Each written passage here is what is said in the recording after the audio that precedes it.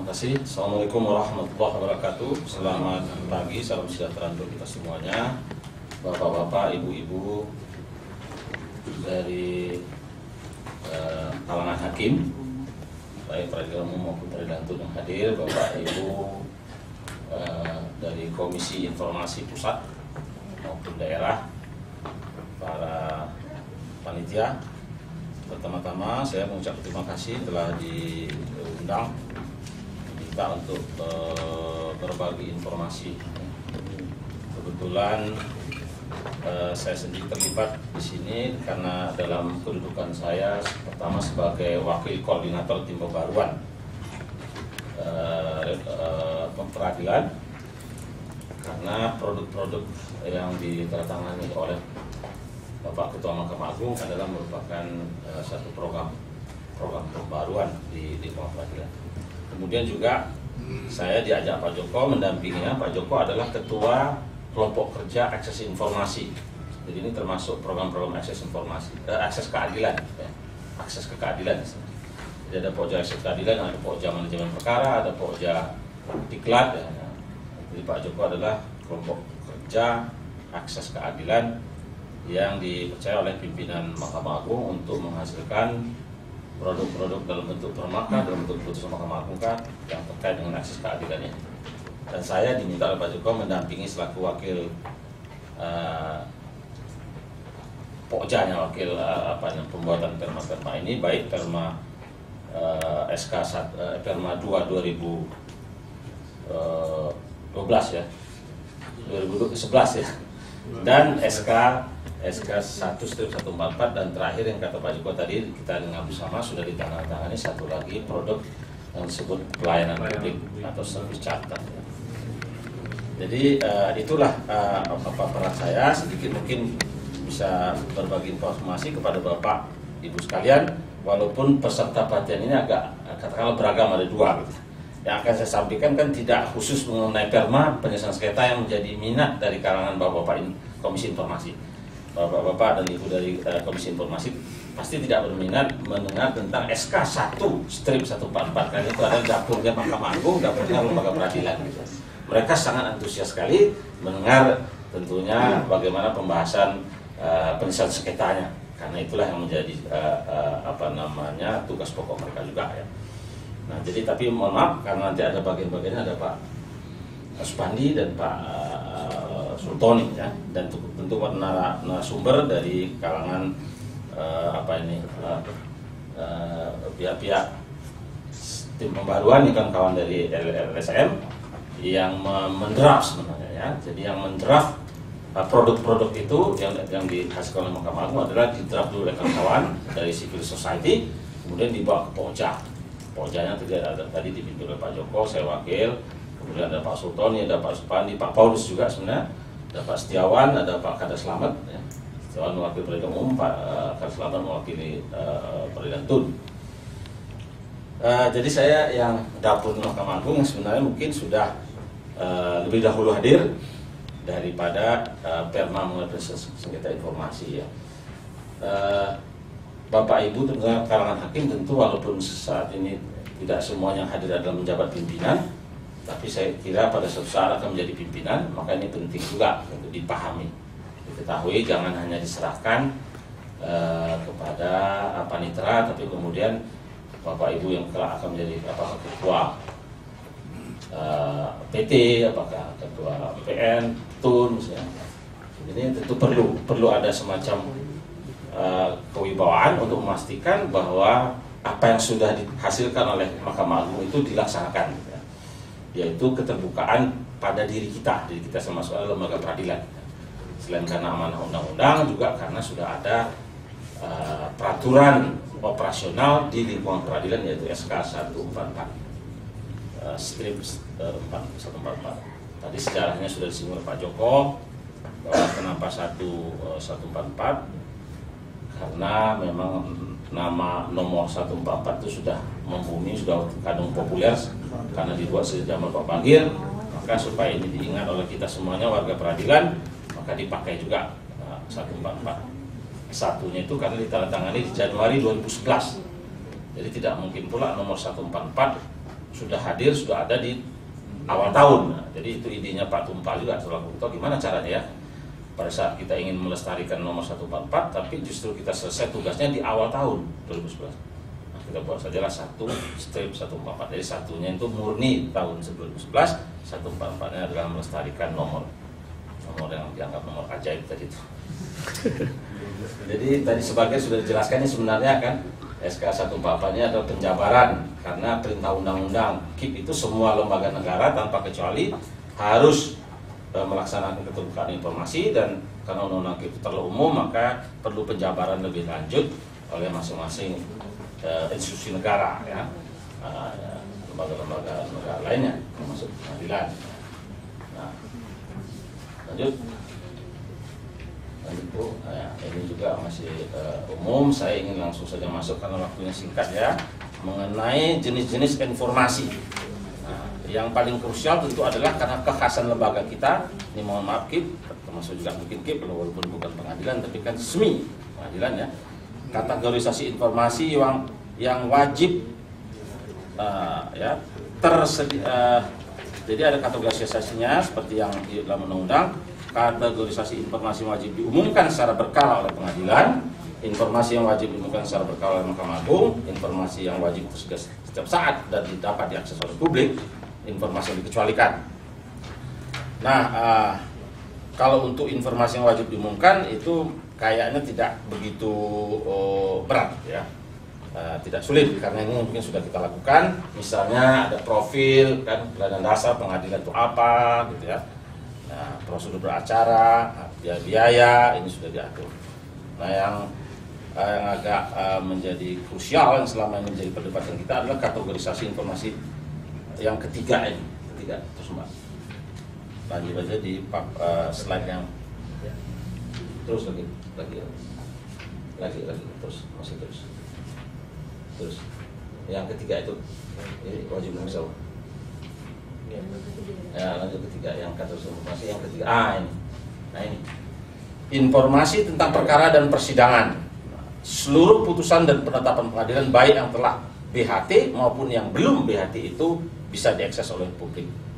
Nah, ya.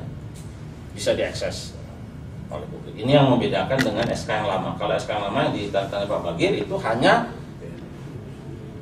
untuk yang belum BHT hanya 4 atau 5. 4 jenis perkara, yaitu tipikor, illegal logging, human trafficking, narkoba. Nah, kalau itu belum BHT tapi boleh diakses. Selebihnya harus BHT, baru dapat diakses oleh masyarakat. Sekarang lebih memberikan beban dan tanggung jawab yang lebih berat kepada kita lembaga peradilan, karena semuanya bisa dilihat walaupun belum BHT. Orang boleh membaca, mengomentari, gitu ya. Dalam rangka mengomentari itu dia bisa membaca, maka kita berikan. Tidak ada alasan bagi kita menyatakan bahwa ini belum BHT. Sebab sekarang sudah dipersempit, pengecualian itu nggak ada lagi. Kalau dulu ya pengecualiannya untuk BHT hanya 4 perkara, jenis perkara tadi. Sekarang semuanya ya, tidak ada pengecualian. Informasi, kemudian informasi buku register, data statik dan seterusnya, tahapan suatu perkara dan proses penanganan perkara, laporan guna biaya perkara. Nah, inilah yang menjadi beban kita tentu Bapak Ibu. Baik sekarang mungkin belum, sebagai saya lihat tentu ada yang jadi pimpinan pengadilan ya. Tapi kalaupun tidak tentu harus bisa memberikan warna kan gitu ya, memberikan pengaruh agar visi kebebasan informasi ini terlaksana di lingkungan Bapak Ibu sekalian ya, di pengadilan dan turunnya. Nah, di sini. Kemudian berikutnya ini informasi tentang pengawasan dan pendisiplinan. Ini juga hal krusial bagi kita karena ini kan artinya kinerja kita yang tidak bagus, sebagian kolega kita mungkin yang dilaporkan segala macam itu bisa diakses oleh publik gitu. Dan ini sudah dilakukan memang oleh pimpinan Mahkamah Agung tiap tahun kan, dalam laporan tahunan itu ada sekian orang ditegur, sekian orang kena tindak diskriminasi. Nah, ini juga satu perubahan yang mendasar bagi kita bahwa persoalan-persoalan atau ketidakdisiplinan di antara kita itu dicantumkan dalam laporan dan bisa diakses oleh masyarakat. Tentunya maksudnya bukan untuk menghina, saya kira ya, untuk mempermalukan rekan-rekan kita, karena tetap pakai ada apa namanya akronim singkatan ya identitasnya, tapi untuk memperbaiki lembaga kita ini kita semuanya agar tentunya kalau dapat semakin lama tahun ke depan 2030 nggak ada lagi yang tercantum di dalam laporan itu bahwa ada yang kena tindakan disiplin. Tapi sekarang ini termasuk hal yang bisa diakses. Jadi kalau seseorang kayak saya diadukan, kemarin kan diadukan oleh Masyarakat Transparansi Internasional ya, MPI, masyarakat MPI. Ya, putusan kami berlima. Nah, ya gitu kan. Itu bisa saja bagaimana tindak lanjutnya gitu ya. Maka menjawab adalah pimpinan gitu. Saya Pak Paulus dan Ibu Rena, Pak Supandi ya. Nah itulah sekarang memang sudah zamannya begitu, suka tidak suka sebagai warga peradilan kita selalu disoroti dan laporan resminya pun itu terbuka seperti yang dimasukkan dalam kategorisasi informasi yang wajib sesaat dan dapat diakses oleh publik. Kemudian kalau yang berikutnya ini saya kira tidak masalah, ini sudah jauh sejak zaman Pak Bagir kita lakukan ini. Jadi dokumen-dokumen draft perma, draft SK itu kan selalu membuatnya melibatkan masyarakat madani, civil society, kawan-kawan. Jadi kalau ini sudah oke, tidak terlalu krusial ya kan, karena mereka juga diikutsertakan. Bahkan misalnya blueprint 2010-2035 itu membuatnya juga melibatkan seluruh LSM. Ada mewakili mass media, waktu ada dari kalangan LSM ya. Jadi sudah memenuhi syarat ya, bahwa kita ini sudah terbuka. Jadi kebijakan, peraturan, hasil penelitian itu harus selalu bisa diakses oleh publik. Kemudian kategorisasi informasi yang dikecualikan. Ya Bu Yosi, ya. Ini mungkin nanti akan didalami, tapi kalau menurut pandangan saya hampir tidak ada informasi yang dikecualikan, ya. Artinya semua informasi yang kita pegang, yang kita maksudnya adalah lembaga peradilan itu bisa diakses oleh publik. Misalnya dapat menghambat proses penegakan hukum, itu kayaknya di kepolisian dalam lembaga penyidikan atau di KPK atau di kejaksaan. Tapi kalau pengadilan kan begitu sidang dibuka, nyatakan terbuka untuk umum, maka sudah menjadi sudah dapat diakses oleh publik. Jadi rasa-rasa, tapi secara mendalam nanti fasilitator lainnya akan mendiskusikannya dengan Bapak Ibu sekalian beserta apakah memang ada nggak pengecualiannya. Ya. Kecuali yang tentunya sifatnya surat-surat tertentu yang ditandatangani oleh pimpinan, ya itu ada. Misalnya tentang nasihat presiden kepada Ketua Mahkamah Agung, nah itu mungkin ada hal atau surat memo-memo tertentu ya. Tapi secara umum hasil kerja kita itu proses kerja kita itu harus terbuka untuk umum. Apalagi di tingkat pertama dan ya lebih sekali. Kalau di Mahkamah Agung mungkin proses musyawarahnya masih tertutup. Kemudian saya ingin lanjut ke pengelola informasi di lingkungan peradilan. Jadi ada pertama ada atasan di sini.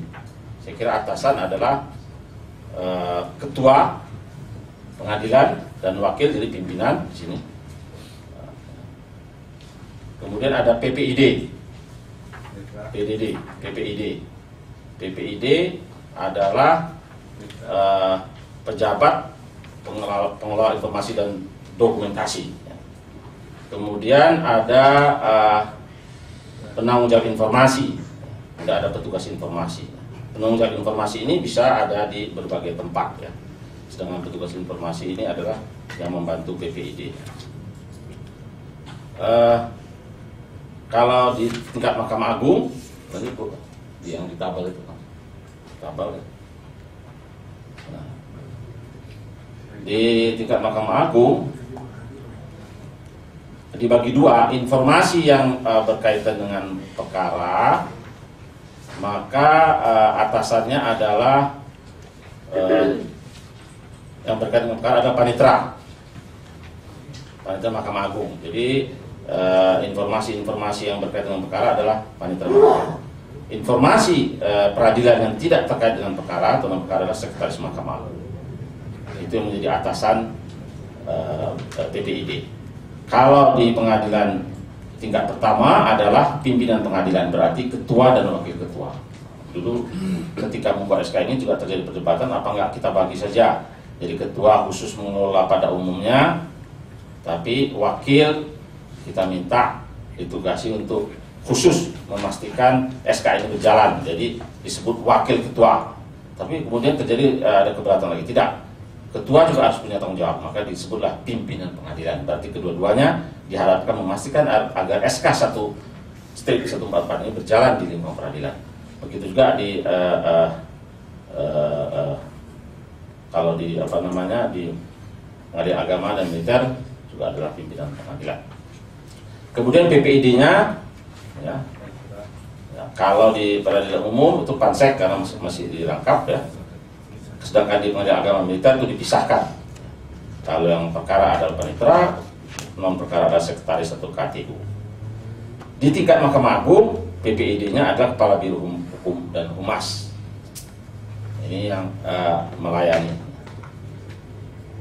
Kemudian petugas informasi adalah panitera muda hukum, karena dianggap dengan telah di beberapa perubahan undang-undang di mana pengadilan tidak lagi mengawasi misalnya profesi notaris, ya, maka dianggap tugas dari panitera muda hukum ini lebih ringan. Oleh sebab itu dia diberikan tanggung jawab untuk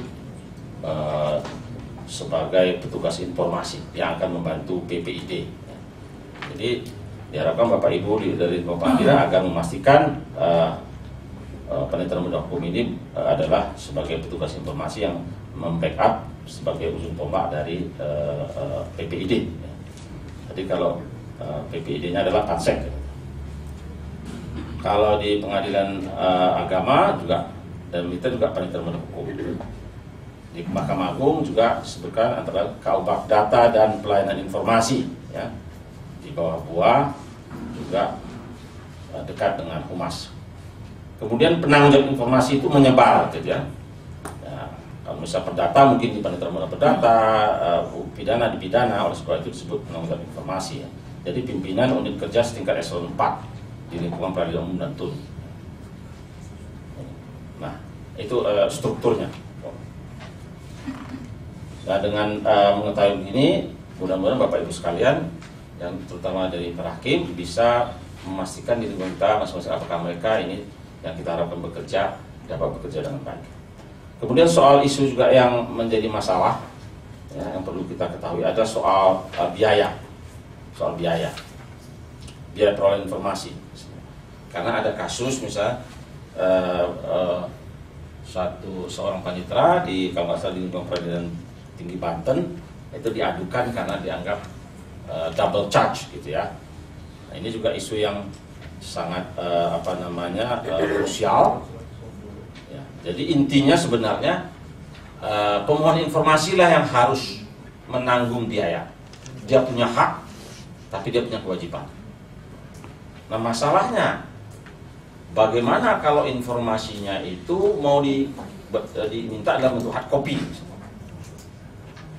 sedangkan hard copy-nya itu satu misalnya. Dan itu kemana? Betul tidak ada pula mesin fotokopi di luar. Nah, inilah yang jadi masalah itu yang terjadi. Ya, tapi pembuat SK ini menyatakan, maka kalau memang harus dikopi di luar, maka yang membawa adalah petugas. Jadi biaya transport petugas dari kantor pengadilan ke mesin fotokopi itu ditanggung oleh pihak pemohon.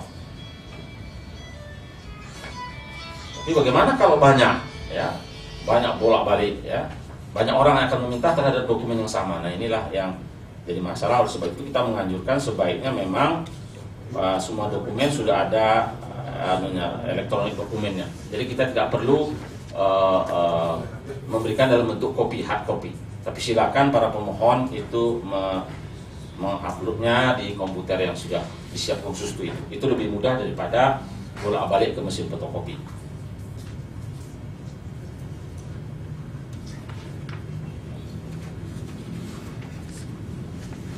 Saya kira itu hal-hal krusial yang perlu saya sampaikan. Selebihnya nanti teknis bisa dibahas, misalnya ada jenis perkara tertentu yang dibatasi bahwa identitasnya harus dikabulkan dan seterusnya ya. Itu akan, saya kira fasilitator akan lebih mendalam. Tapi hal-hal yang muncul di dalam pembuatan perma seperti itu, mungkin ada yang masih lupa saya ya untuk permanya. Oh gitu. Karena ini akan didalami, kan akan didalami ya. Iya. Nah, saya hanya juga misalnya ya dalam permanya, soal perma adalah ada muncul memang kesulitan-kesulitan karena pembuat undang-undang itu sendiri entah bagaimana menggunakan terminologi yang menyulitkan kita juga, membuat kita bingung. Misalnya yang menjadi perdebatan juga kira sudah disinggung.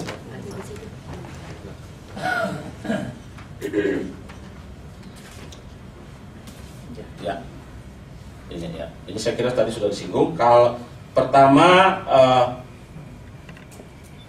istilah badan publik, ya, badan publik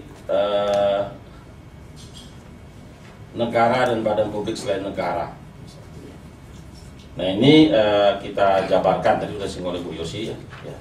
Jadi disebutkan bahwa kalau badan publik negara itu menjadi kewenangan TUN. Ya. Sedangkan badan publik selain negara adalah menjadi kewenangan peradilan umum. Sekarang siapa sebenarnya yang harus tampil apabila pihak tidak puas terhadap putusan Komisi Informasi? Nah, ini yang waktu itu.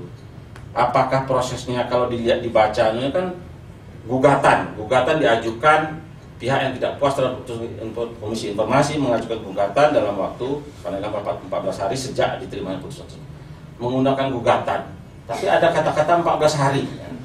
Ini kayaknya banding gitu kan. Tapi katanya gugatan. Kalau gugatan bagaimana kalau misalnya yang tidak puas itu adalah badan negara, ya, badan publik negara. Nah, siapa yang jadi termohonnya? Nah, gitu ya. Apakah Komisi Informasi atau siapa? Kalau Komisi Informasi adalah badan negara juga. Kalau dia itu kok seperti negara, aparat negara menggugat aparat negara, tidak tempatnya di peradilan TUN. Gitu. Nah, oleh sebab itu tadi bilang ini harus baca dibanding karena ada kata 14 hari. Tapi bilang tidak, karena diajukan di tingkat pertama. Kalau gitu ya keberatan saja, mirip-mirip dengan KPU ya. Jadi keberatan. Walaupun undang-undang menggunakan istilah gugatan. Jadi kita membacanya jadi memang DPR-nya yang begitu kan. Jadi harus, oleh sebab itu definisinya di pertama kalau nggak salah itu kan gugatan adalah keberatan gitu ya. Jadi secara akademik memang agak aneh juga ya. Tapi karena kita mengalami kesulitan ya. Kemudian ya tadi muncul pendapat tadi juga, apakah kemudian KI, Komisi Informasi ini akan menjadi pihak seperti KPPU kan menjadi pihak juga dia. Nah, jadi dia mempertahankan putusannya. Tidaklah kan, karena beda. Kalau KPPU dia kan memang dia punya kewenangan investigatif dan sekaligus mengadili. Kalau KI kan enggak. KI ada pemohonnya orang lain gitu kan. Jadi tidak, akhirnya disepakati walaupun putusan KI yang jadikan sumber pengajuan keberatan di pengadilan, tetapi KI tidak sebagai pihak. Jadi mirip dia pengadilan di tingkat pertama kayak gitu ya. Namun dalam beberapa hal dia bisa dihadirkan gitu ya. Ada satu pasal, saya lupa pasal berapa itu. Ya, dalam hal tertentu. Itu satu masalah ya. Kemudian soal bagaimana kalau masyarakat menjauh di sana. Kemudian yang diminta adalah bisa di Jakarta lembaganya. Kalau terjadi perselisihan sangat jauh. Nah ini bertentangan juga dengan asas keadilan. Maka ada satu pasal kan itu disediakan saya bahwa bisa diajukan di pengadilan di mana si pemohon tinggal.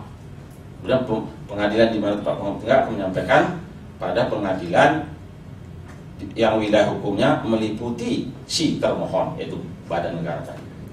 Karena prinsipnya adalah keberatan diajukan di pengadilan yang wilayahnya mencakup si termohon. Jadi intinya kita ingin akses informasi publik ini jangan sampai memberatkan. Itu satu pasal di dalam perma ya. pasal 5 itu, pasal 5 ya, pasal 5 Perma. Kemudian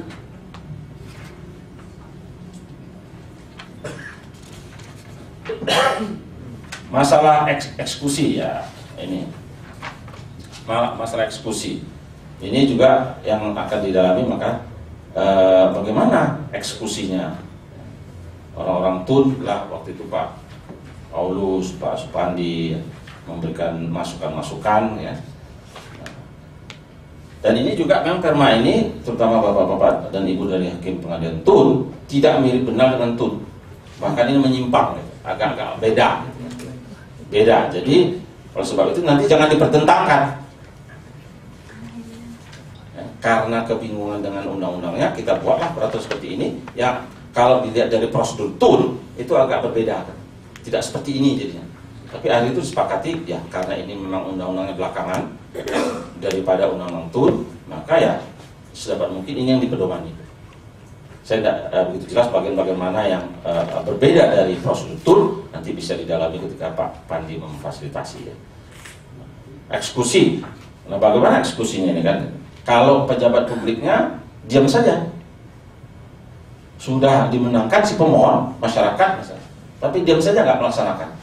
Nah, ini kembali seperti putusan tun pada umumnya ada mengenai denda, kalau salah diumumkan di koran. Tapi bagaimana denda itu di tun yang umum saja juga katanya belum jalan.